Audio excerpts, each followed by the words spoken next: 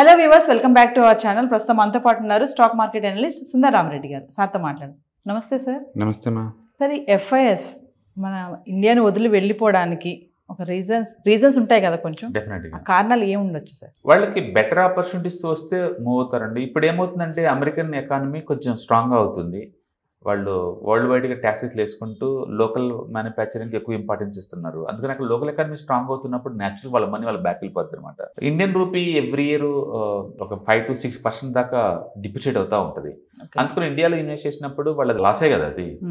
మనం ఇప్పుడు ఇండియాలో కూర్చొని నిఫ్టీలో పెట్టామనుకోండి, మనకు 12% వచ్చింది అనుకోండి, వాళ్ళకి 12% రాదు. ఎందుకంటే వాళ్ళు డాలర్లో తెచ్చి పెట్టారు. మళ్ళీ డాలర్గా మార్చుకున్నప్పుడు ఏమవుతుంది, దాని వాల్యూ 5% డౌన్ అవుతుంది. అందుకని మనకి 12% వచ్చి వాళ్ళకి $12 రాదండి, వాళ్ళకి 9 or 10 అవుతుంది అంతే.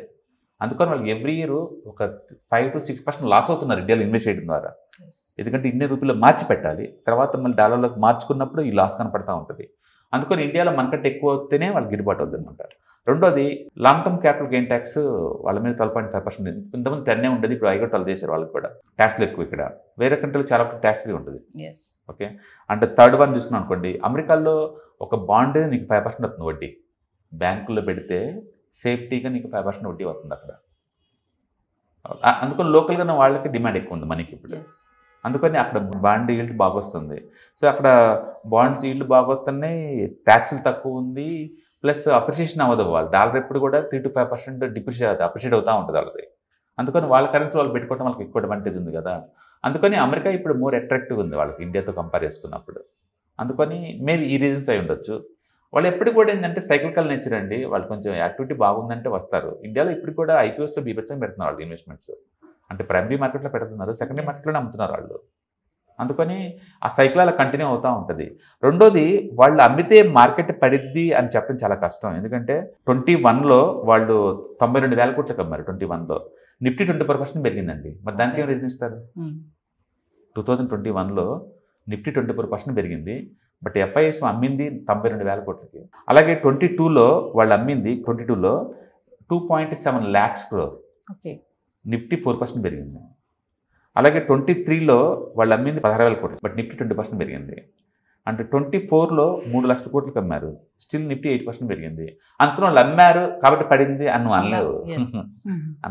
హిస్టరీ మొత్తం చెక్ చేసామనుకోండి, వాళ్ళు అమ్మితే మార్కెట్ పడింది 2008 నుంచి ఇప్పుడు కేవలం 3 సార్లే వాళ్ళు అమ్ముతా కూడా.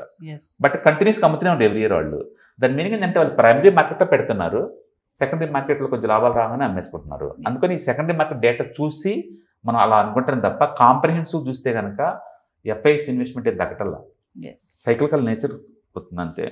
మార్కెట్లు పెడతానికి 1,00,000 రీజన్స్ ఉంటాయి, అందులో ఇది ఒకటే ఉండొచ్చు అంతే. ఇప్పుడు ఈ గ్లోబల్ ఎకానమీ ఈ ఎఫ్ఐ ఫ్లోస్ వల్ల ప్రభావం చూపిస్తుందంట. డెఫినెట్గా చూపించింది. స్టాక్ మార్కెట్ అనేది గ్లోబల్ కనెక్టివిటీ అండి. అమెరికన్ మార్కెట్ -2 అయింది అనుకోండి ఈ రోజు నైట్, రేపు మార్నింగ్ ఇండియన్ మార్కెట్ -1లో ఓపెన్ అవుద్ది డైరెక్ట్గా. అంత లింక్ ఉంటుంది అనమాట. ఎందుకంటే వరల్డ్ వైడ్గా అందరు ఇన్వెస్టర్లు ఒకళ్ళే ఉంటారు. ఈ బ్లాక్ రాక్ కావచ్చు, వ్యాన్గార్డ్ కావచ్చు, స్టేట్ ట్రీట్ కార్పొరేషన్ కావచ్చు, మార్గన్ స్టాన్లీ కావచ్చు, ఇలా ఇంటర్నేషనల్ వాళ్ళు ఏఎంసీ కంపెనీ వాళ్ళు అన్ని కంట్రీలో ఇన్వెస్ట్మెంట్స్ ఉంటాయి వాళ్ళకి. అందుకని ఇటు షిఫ్ట్ చేస్తూ ఉంటారు. ఆ ప్రాసెస్లో భాగంగా ఒకటి పడితే అన్ని పడుతుంటాయి. అందుకని ఇది ఇంటిగ్రేటెడ్ విలేజ్ అనమాట, వరల్డ్ మొత్తం ఒకటే. అందుకే స్టాక్ మార్కెట్కి లోకల్ ఈవెంట్స్ ఒక్కటే సరిపోవు. ఇండియన్ జీడిపి గ్రోత్ స్ట్రాంగ్ ఉండటం ఒక్కటే సాలదు, అంతకు మించి ఇంకా మిగతా ఫ్యాక్టర్స్ కూడా కావాలన్నమాట. Thank you. హాయ్, స్టాక్ మార్కెట్లో వాలటిలిటీకి దూరంగా ఉంటున్నారా? పోర్ట్ఫోలియోస్ అన్నీ కూడా రెడ్లో ఉండి బ్లీడ్ అవుతున్నాయా? అంటే స్టాక్ మార్కెట్లో ఉండి సస్టైన్ వొలిటీ ఉన్న బిజినెస్ మోడల్ లాగా, లేదా స్టాక్ మార్కెట్ లాంగ్ టర్మ్లో మంచి వెల్త్ క్రియేట్ చేసుకునేలాగా ప్లానింగ్స్ ఏమైనా ఉన్నాయా? అయితే అలాంటి వాళ్ళ కోసం ఈ ప్రోగ్రామ్ అండి. ETFs, index funds and mutual funds. మా స్టాక్ మార్కెట్లో ఉండి కూడా సెక్యూర్ వేలో మనీ మేక్ చేసుకునే పద్ధతి ఏదైనా ఉందంటే రిటైలర్స్కి ఈ 3 అనమాట. దీంట్లో కాంప్రహెన్సివ్గా మీకు ట్రైనింగ్ అండ్ గైడెన్స్ దొరుకుతుంది. అండ్ వీకెండ్స్లో జరిగే ఈ ప్రోగ్రామ్లో అటెండ్ అవడం ద్వారా ETFs, index funds and mutual ఫండ్స్లో మీ నాలెడ్జ్ పెంచుకోండి. మీ పోర్ట్ఫోలియో మీరే మెయింటైన్ చేయడం ద్వారా ఇయర్లీ యావరేజ్ మీద 20 to 30% మనీ మేక్ చేసుకోండి. All the best. Thank you.